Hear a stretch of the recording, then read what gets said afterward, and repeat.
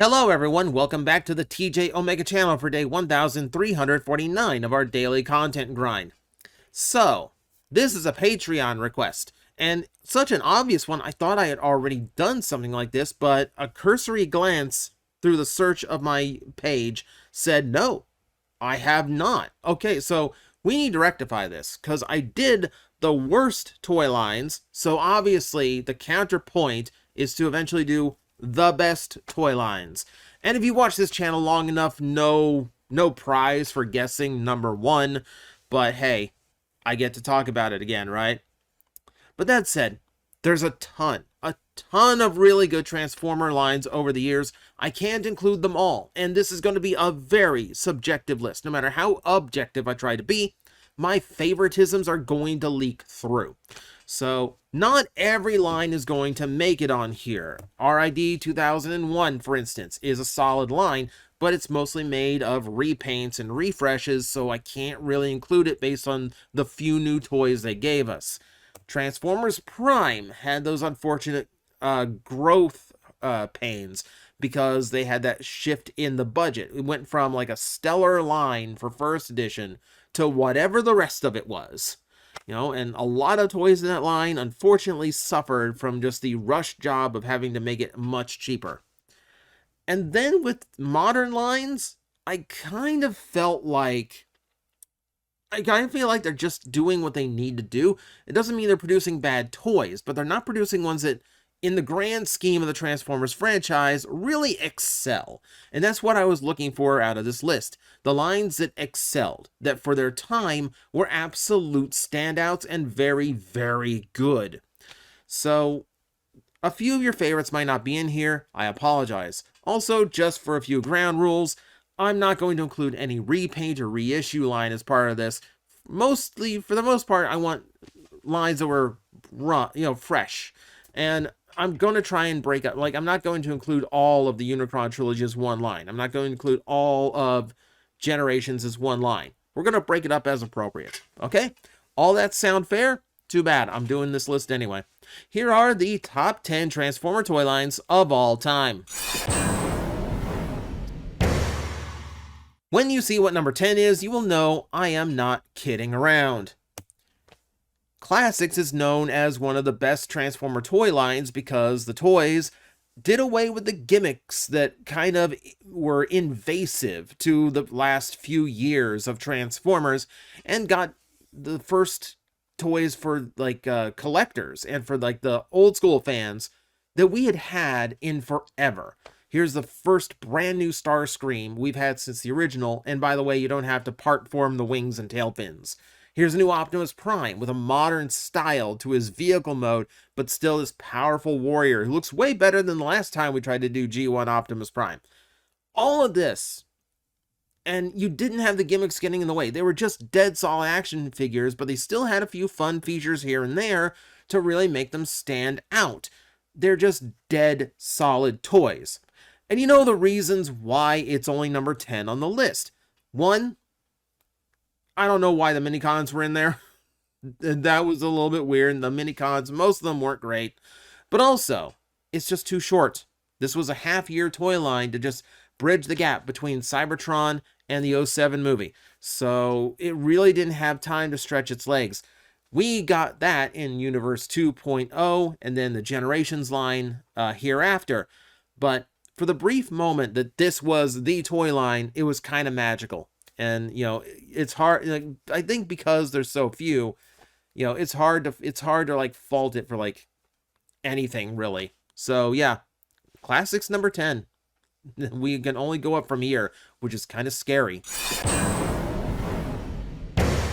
Speaking of the movie lines, I can appreciate when those lines are done well, but this is where things get subjective. If I'm going to be completely honest, I still think the first line did it best.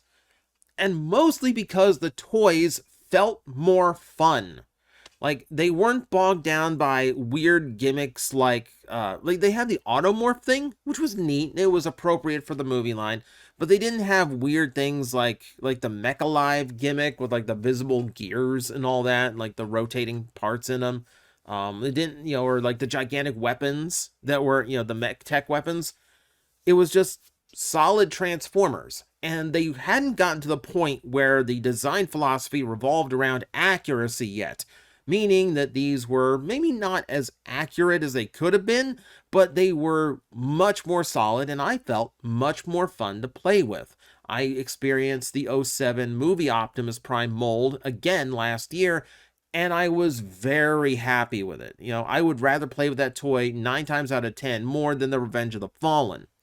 I feel like the later lines just got more and more into the design accuracy, which meant more complex, more panel, more shell, and it just didn't feel as fun. I think the '07 line, as a toy line, is the superior movie line. And of course, that's my own aesthetic preferences coming through. I will take the big boxy Ratchet over the scrawny, spindly, panel-laden one that came out later. But of course, this is my list, so it's my rules. But this is why I put it at number 9. Trying to be fair about it, but still, fantastic toy line and exactly what we needed at the time. This one you might not even think of as a toy line because we only get a little bit of it at a time, but it's been going on for a while now, and it just produces banger after banger, and that is collaborative. This is the line where dreams come true. We get the occasional weird thing like, Tonkinator, but for the most part, the things that we always dreamed about with Transformers are actually happening. These legendary vehicles of pop culture are becoming Transformers. We have the Ecto-1. We have the DeLorean. We just got Kit from Knight Rider. And the list goes on, and they get more creative. I picked up the Naruto set. I'm not even a big Naruto fan, but it just hits because collaborative does really freaking well when it comes to things like this.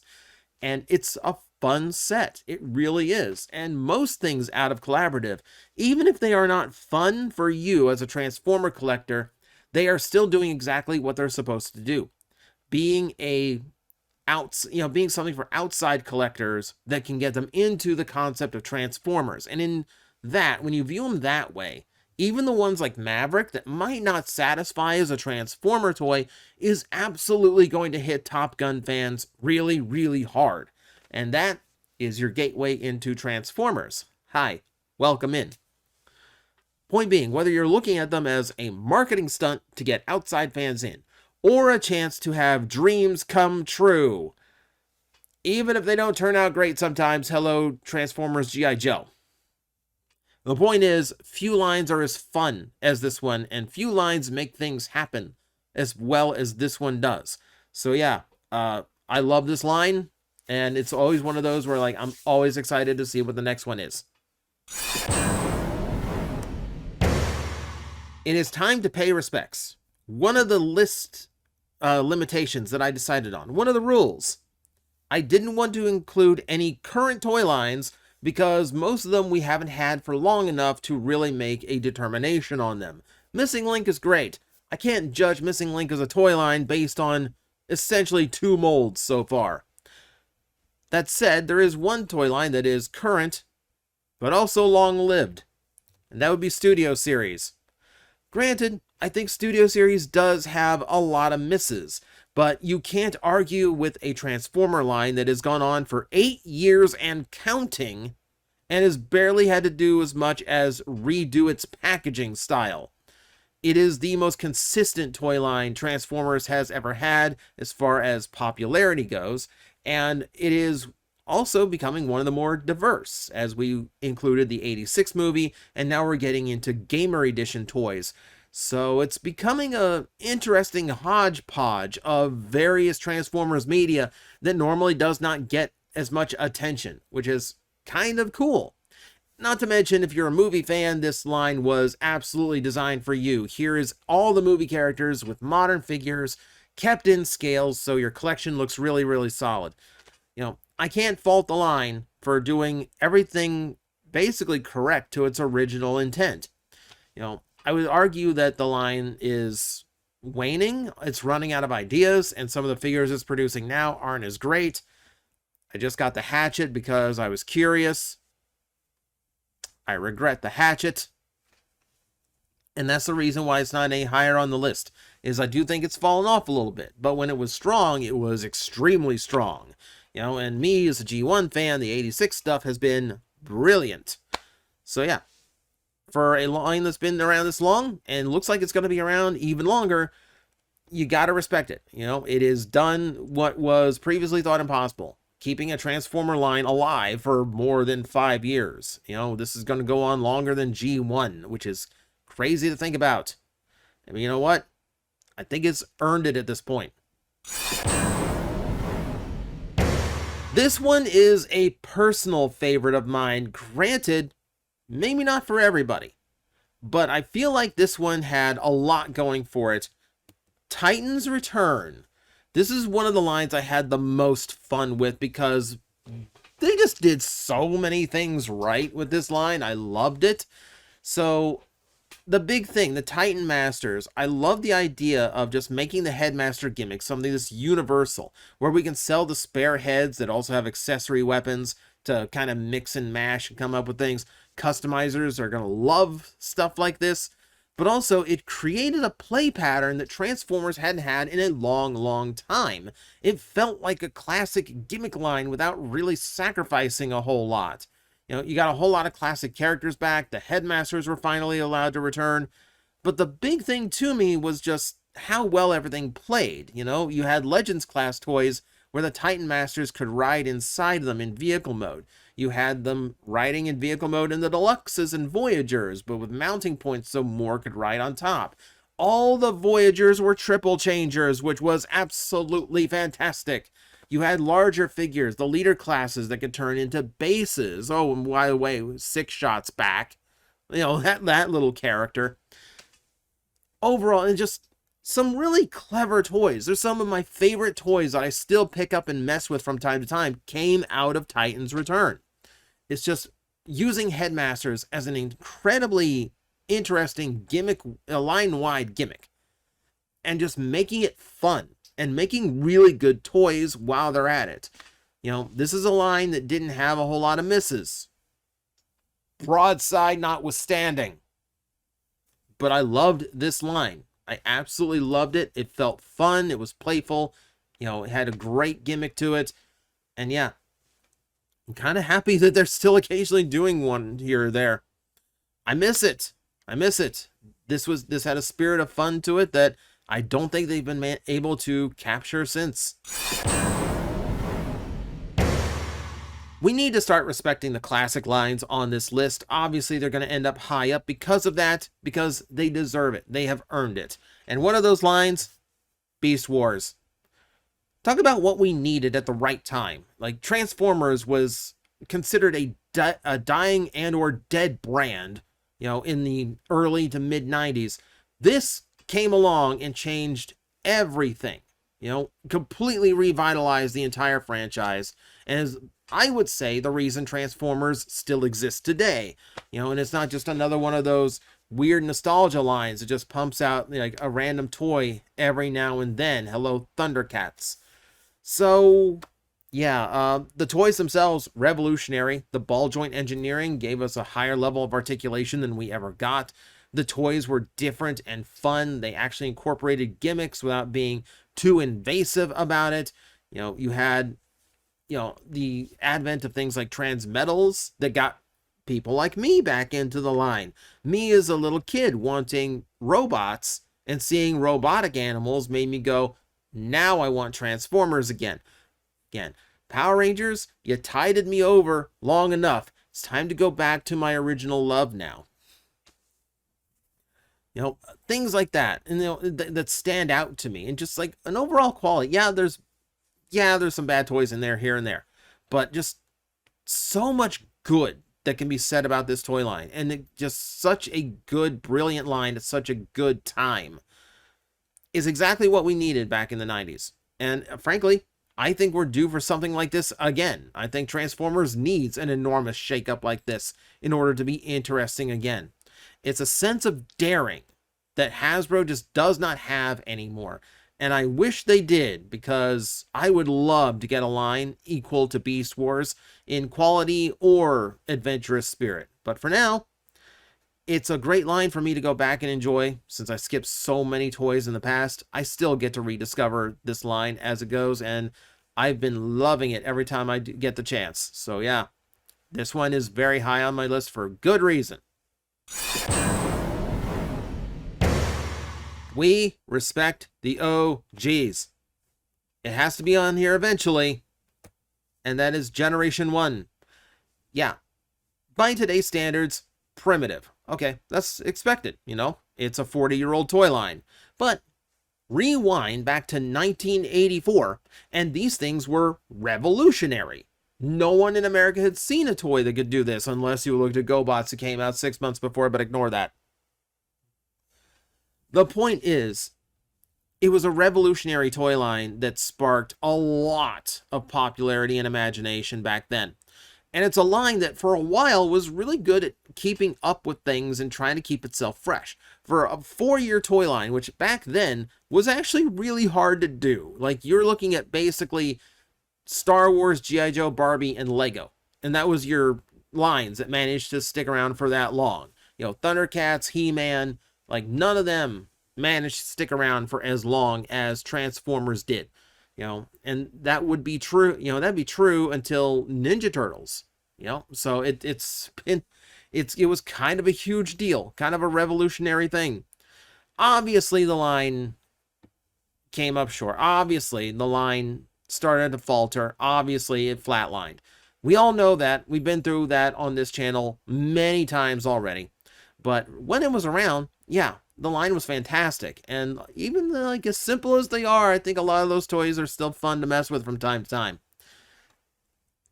Yeah, I mean, if you account for like the time, then yeah, it absolutely deserves to be very high on this list. It is one of the best lines because without it, we wouldn't be here. So yeah, congrats to G1.